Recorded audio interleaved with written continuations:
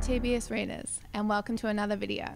Joining me today will be Lyndi Polivnick, an accredited and practicing dietitian and ambassador for Jamie Oliver's Food Revolution. We met with Lyndi at Bondi Beach to ask her a few questions about health, nutrition, and the effect a healthy diet can have on our minds and bodies. There are many of us out there who can't seem to function properly without our morning cup of coffee. Is this feeling real, or is it just a placebo effect, where we psychologically feel like it's doing something? Coffee doesn't actually have a biological effect in our brain, so it releases more dopamine. When we have more dopamine, we tend to feel a lot happier. So there is definitely a relationship between drinking coffee and feeling better and feeling that mental buzz.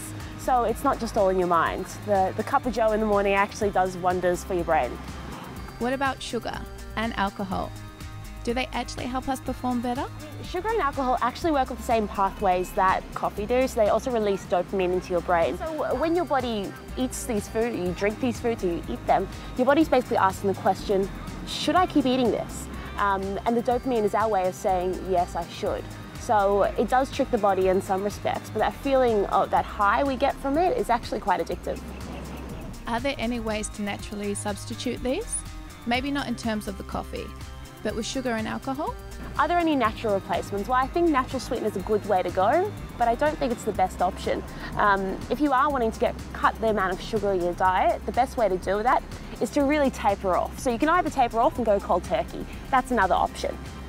And what that will basically do is you'll have to get used to the fact that things aren't going to be as sweet as they used to be. And probably for about anywhere between 3 to 6 months, you're going to feel as though food tastes rather bland. And it's about getting used to that taste. But our taste buds do change over time. Your cravings will subside the less sugar you have.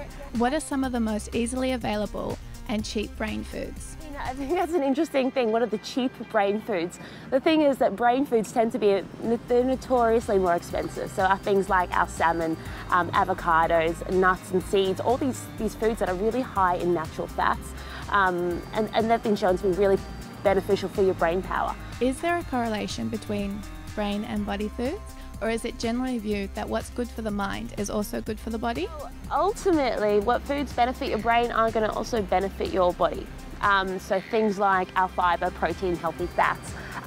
Whilst yes, they do help our brain function, they're also the kinds of things that keep our digestive system really healthy. They promote cell growth, and they also help us digest and move our muscles. So they're all pretty important. And at the end of the day, if you're eating a healthy diet for your body, you are also going to be fueling your brain. Finally, how large of an effect does diet have on your general happiness? Are there foods out there known to make you more or less happy?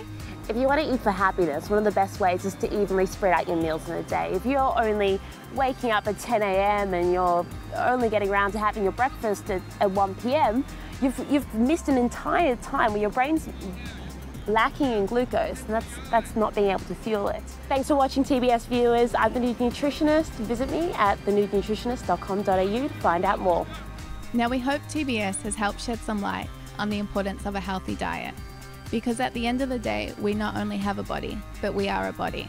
And as Lyndi pointed out, a healthy diet usually creates a great mind. Here's to great minds and healthy bodies to contain them.